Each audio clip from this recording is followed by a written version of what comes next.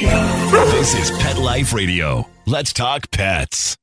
Everyone here is Super Smiley. His message of unconditional love was in the air for Super Smiley. Here to save the day. Kindness is the way. Woof and Super Smiles. Welcome to a Super Smiley Adventure on Pet Life Radio, the largest pet radio network in the world. I'm Megan Blake, here with my giant sidekick, Mutt Super Smiley, spokesdog for Throwaways. And we're especially excited about our first guest of the new year, Michael Madsen, an intensely cool actor who starred in films like Quentin Tarantino's Kill Bill, Reservoir Dogs, Thelma and Louise, and the Genesis Awards winner, Free Willy.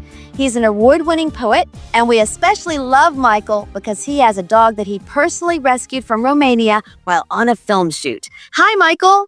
Good morning. Happy New Year. Well, it's a nice way to start out the new year. Anything to do with the animals is always fun for me. I'm an animal lover. My shepherd, matter of fact, we have a shepherd that's about 14 years old. And last night, he was outside in front of the house, couldn't even make it into his bed. And we're really, really kind of sad this morning trying to figure out what we're going to do for him. I want to do something like that on New Year's Eve or New Year's Day, but he definitely has to be. We got to figure out something.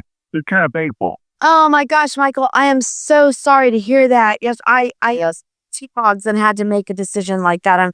I'm really, really sorry. I wanted to ask you, is this the dog that you rescued from Romania while you were on a shoot? Is this that dog?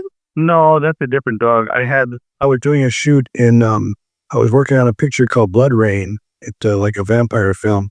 I was actually playing a vampire hunter. And, I don't usually get to play the hero, except for like Free Willy was a nice change for me.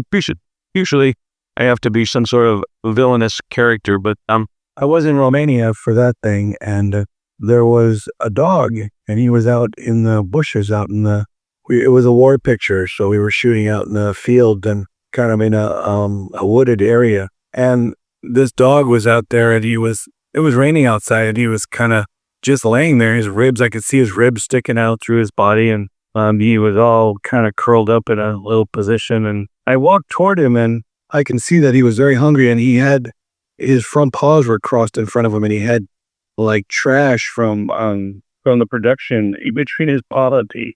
I felt really bad, so I went and I got a pork chop, and I brought a pork chop over to him, and I held it out in front of me, and he just leaped up out of the bushes. He leaped up and lunged at me, and really, he kind of got me by surprise. It's a good thing I had a pretty thick leather jacket on, because he got me by the arm. And I just thought, the spirit of the animal to be able to jump up on me like that in the condition that he was, I was really kind of inspired by him. And I realized that he didn't want to be bothered. I got them hot dogs, and I made a trail of hot dogs from where he was laying. I went back and I made this trail from him to my trailer. And we had these little one kind of single banger trailers that they put actors in, kind of like a cell. And I made a trail back to my trailer with the hot dogs.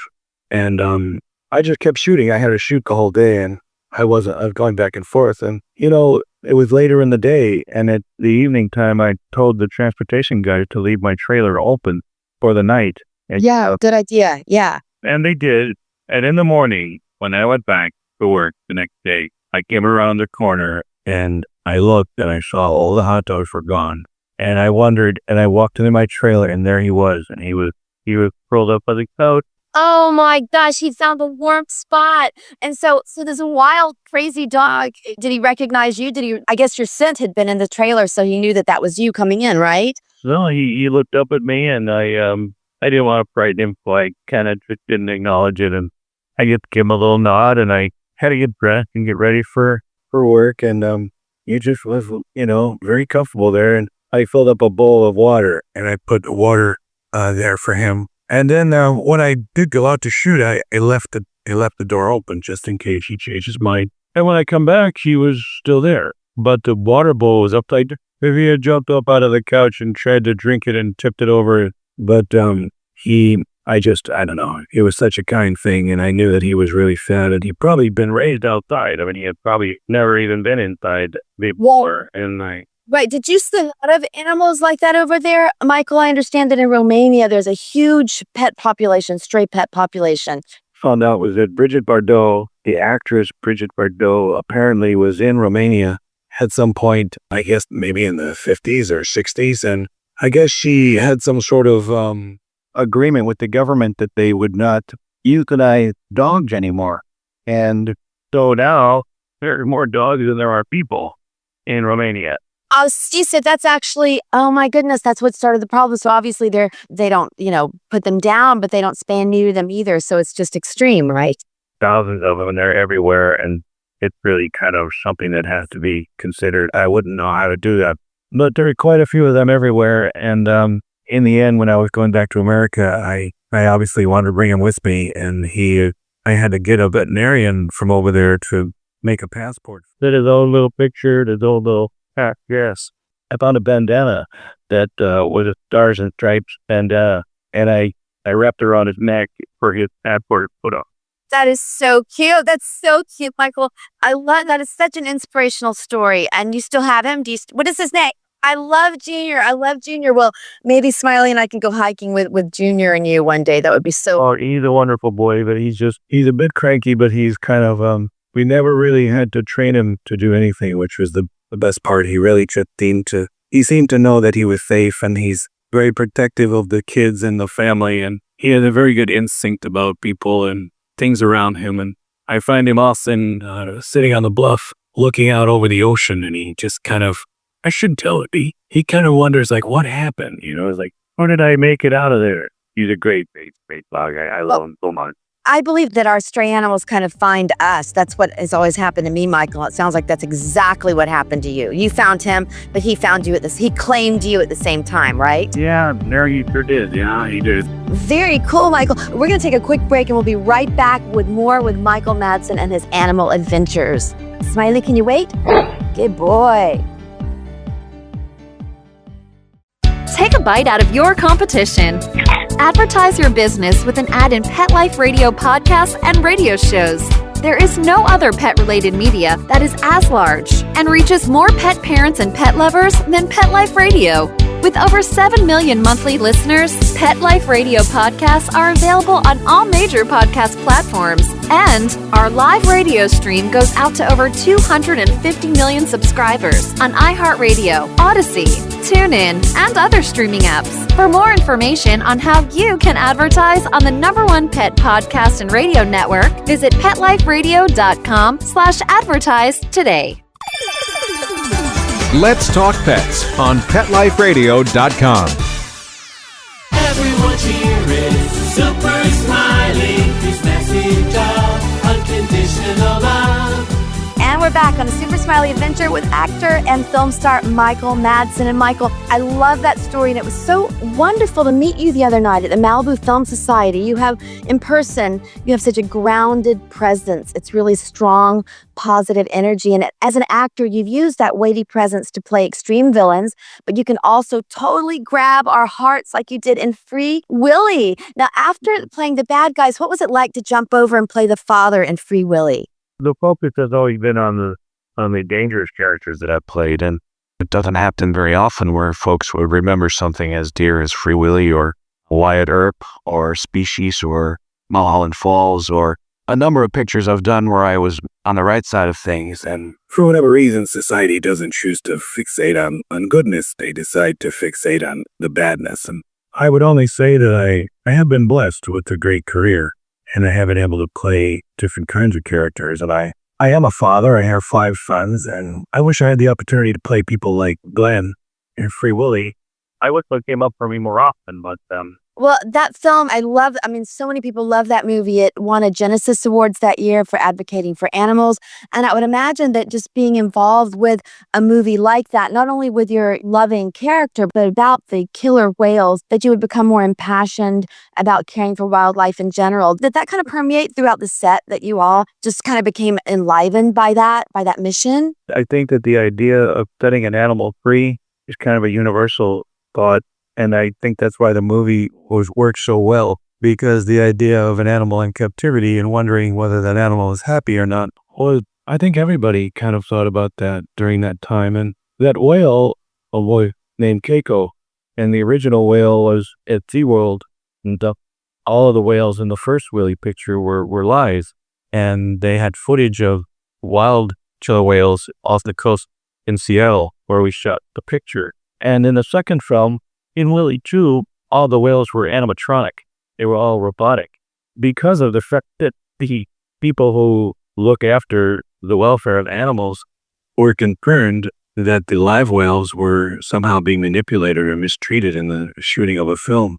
But I can say for sure that that wasn't the case, that everybody was very, very cognizant of that and really loved the story and really wanted to tell the story of Keiko and the actuality of a whale being trained and put in that kind of situation.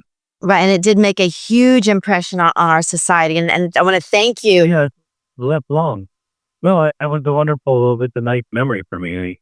I like that I did it. I didn't know that over time it would be so well remembered. Oh, very, very well remembered. And Michael, I believe that animals are healers and teachers. And talking about Keiko, we learn from him. I know I learn from my dogs every day. Have your pets or animals taught you anything about life? What have you learned from them? I think that they taught me perseverance. I think they definitely taught me to take every day as it is and to be simple about it and not overthink things and be overridden with emotions that are driven into our heads by the media and by the internet and things that have become kind of pervasive in our society where people are starting to lose their individuality. And everyone starts texting each other instead of writing a letter or making a phone call. It has an effect on individuality. And that, I think anything you can learn from an animal is that they're very simplistic. And they're very clear about goodness and about love and just about being present in the moment and being aware of their surroundings. And it's an interesting lesson. It's a simple lesson. It's also about time because animals don't generally have as much time as people. And I've often wondered, like a Great Dane, only have years. This big, majestic animal and dogs, 13, 14 for dogs considered to be the end. And that's a round shot to me. I've always wondered why that's the makeup that, because they're so loving and so wonderful, and you invest all your emotions in them, and your children do also. And then the day comes when they're not there anymore, and that's I guess maybe that's a lesson also, just to let us know that we have to cherish every single day that we have, no matter how long or short it is. Absolutely. I love all the words that you chose. Being present in the moment, simplistic, goodness, love, patience, perseverance. All of the animals teach all of these things. I absolutely love these things, Michael, that you've been talking about. And we're going to take another quick break. We'll be right back with Michael Madsen, hear more about his adventures as an actor, animal advocate, and poet. Smiley, can you wait? Good boy. Want to know who the latest trendsetters are in Hollywood? How about Irish setters? Find out who's been spotted with spots, chowing with their chow, and shopping for Gucci with their Poochie. Get the scoop on all the latest celebrity pet patter right here. Pet Life Radio. Let's talk pets. Let's talk pets Let's talk pets on Pet Life Radio. Pet Life Radio. PetLifeRadio.com. Hello, my name is Danny Trejo, and right now I am on a Super Smiley Adventure. I want everybody to be on it, or I'll come looking for you. Everyone cheering, Super Smiley, his message of unconditional love. And we're back on a Super Smiley Adventure on Pet Life Radio with award-winning actor, film star Michael Madsen. Michael, in the film Strength and Honor, you play a boxer who returns to the ring to help save his son. And you mentioned that you have sons, and here you play a very heroic character. And for that performance, you won Best Actor at the Boston Film Festival. I love that you mentioned that you like to play the loving roles, the tender roles, and you're also a poet. I had a good time shooting that picture. It was in Ireland. And it was about 12 weeks. And I obviously had to get in some pretty tip-top shape for that. Absolutely. All the fight sequences and all the physical part of it was the biggest challenge for me. To get a physically fit for a fight picture is not a joke. So when I first got to Ireland, we all agreed that we would shoot as many scenes as possible of the story and save all the fight things and all the training sequences for the end of the shoot, toward the end of the shoot. So I had the whole time in the beginning, I had the first few weeks of shooting Scre to get up and train every day to get ready for shooting the fight stuff toward the end.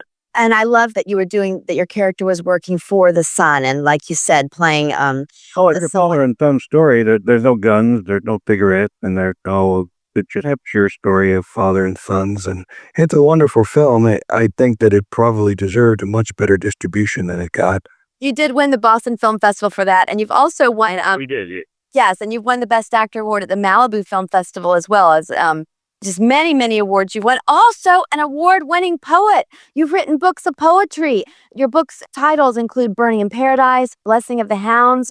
Tell us about your poetry writing. I don't think a lot of people know this. Well, when you're a film actor, you tend to have a lot of free time on your hands, and it's not really free time. It's getting ready to get ready. I don't know how to explain it, but yeah, there are not awful lot of plane fights and hotels and in your trailer, and you have a lot of time to psychologically prepare for what you have to do. And I get bored, and I'm not much of a reader. I enjoyed biographies, but I'm not much of a reader. And I started writing. We started writing short stories from my childhood and short poems on a paper bag or a matchbook or a napkin, or I actually wrote a poem on my leg in the back of it. Or in the taxi cab in New York City. So it sounds like they come very spontaneously to you. It's really important to write it down when it's in your mind, because if you don't, and you'll forget it later. And so I did that for a while, and I had a whole bunch of them, and I never really counted on having a book. I didn't intend on having it in a book, but one thing led to another, and I did get a publisher, and they ended up starting to publish them, and I was surprised that a lot of people understood them and liked them, and they've done rather well. And I just finished another one recently that was supposed to come out at Christmas, but it's still at the printer at the moment. Oh, well, let us know. We've got a really cool little bookstore here in Malibu now. I love the book bank, and they have poetry night, but maybe when you have your book published, you can do like a whole reading from your book there. That would be awesome. I would love that. Book bank has the other ones that I've written, as far as I know. I've heard that they're in there on the shelf, and I did tell the publisher that when this one was done, that I wanted to have kind of a kickoff. A book release party, a release. Well, a book release party, exactly. Thought it would be a nice place to do it because I do live in Malibu, and I've been here for 17 years, and my kids have grown up here. And I think when the book is done, it would be really nice to have it there. And I intend on doing that. Cool. I will so be looking forward to that, Michael. And on you're invited. Consider yourself invited. Thank you, Jay. Of course. I would love to do that. Pet Life Radio will absolutely be there. So that's what you have that coming up. And then on IMDb, it looks like you've got some films in pre-production or post-production that are getting ready to be released. Do you have some films coming up we can look for as well? Well, when you become recognizable in any way as a film actor, you tend to run into people who will tell you about a screenplay. And if you're on an elevator, or if you're in a parking lot somewhere, or if you're just happen to be going about your daily business, and you'll meet someone who has a screenplay, and if you have a conversation with that person, it ends up on the IMDb that it's in pre-production. And it's it's flattering and it's interesting, but the IMDb has been somewhat of a nemesis to me, in that I understand their policy, but there is a lot of things on there that are not in pre-production, and I do totally get that, Michael, but we will completely be very excited to see you in more films coming up. And I do have another question. You've worked with Quentin Tarantino, and I know that you want to be doing more films like, with the hero, the non-villain type characters. And yep. Quentin Tarantino's movies do have a very specific look and feel to them, but he's such an interesting director. Just tell us a little bit about working with him. I mean, he is a unique soul, right? Well, him and I understand each other on a certain level, and that's why the pictures that we've done together are good. He knows what I'm going to do, and I know what he wants me to do, and it's kind of like a given before we even shoot anything. And I think he's the most interesting director of his generation. I mean, I think that he's really tackling and getting after some subject matters in his pictures that are very curious and very thought-provoking. And, he has a way of doing it that for some reason, it leaves it up to the viewer to decide what you think of it. Not like I feel like he never made a film that says, okay, this is what you're supposed to think. Right. Or feel. This is what you're supposed to feel. There's no way everybody feels 1,000 different things watching his films. A lot of movies are very, very predominantly like telling you this is the way it is. That's the way it was, and that's what you're supposed to say. But his pictures are more kind of like, he'll tell a story, and then at the end of it, it kind of asks you, what do you think? And how do you see it? That's what I admire about him so much. Right. And I think that you mentioned the other night that he also allows you to do a lot of improv or just bringing your own thoughts and, even words to the character. Is that correct? Well, when you're in the middle of doing something with him, you tend to get a pretty enlightened imagination. It's hard to think in terms of the story and in terms of the bigger story. And so if you come up with something that had to do with the character you're playing, which isn't necessarily on the page, and you express it, he has a really wonderful way of embracing it and say, well, yeah, I like, and let's use that. Let's keep that. But at the same time, he can come up with something that he will say, no, that's not what we're going to do. Right. And it's a 50-50 thing. Yeah, but that's a lot of his genius, I think, is being open to what the actors bring. I think that's so cool. And then I love the movie Thelma and Louise. I love that movie. It's one of my favorite. Maybe it's because it's a girl movie.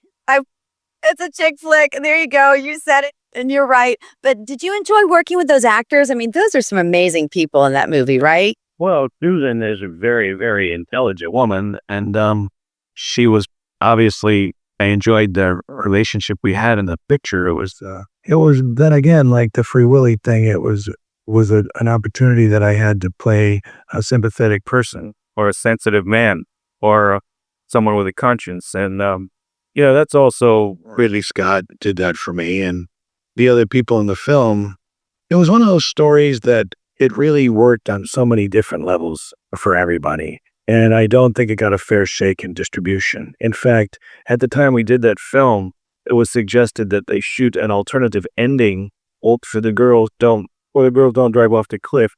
They stop and they give up. And Ridley refused to shoot it. And so did Susan and Ari Keitel. And so because they wouldn't do that, because obviously if they had shot a different one, it's probably the one they would have put in the film. For, the fear of the unknown in the production world. Thank God he didn't, because it's good the way it is. It is brilliant. I love that movie. And Michael Madsen, we love your film work, just adore you, and so appreciate you being such a great example for pet. I wish you were in studio. All right. Michael, I talk to my animals all the time. Do you talk to your pets? Do you talk to them? Oh, yes. Yeah, I mean, you can't hardly walk by them without, realizing you're being watched. And that they're thinking. And if they could tell us something, what do you think that they would say right now on the show? We're about to close the show. So what do you think want to tell us? I think they would wish everyone a very happy New Year. Oh, I love that. Well, Michael Madsen, thank you for joining us on a Super Smiley Adventure. And we wish you the best New Year ever to you, your beautiful family, and your dogs. Thank you very much for remembering to call, and myself and my family honor you for that. Absolutely. Bless you as well. And from all of us on Pet Life Radio, woof and super smiles. Let's Talk Pets every week on demand, only on PetLifeRadio.com.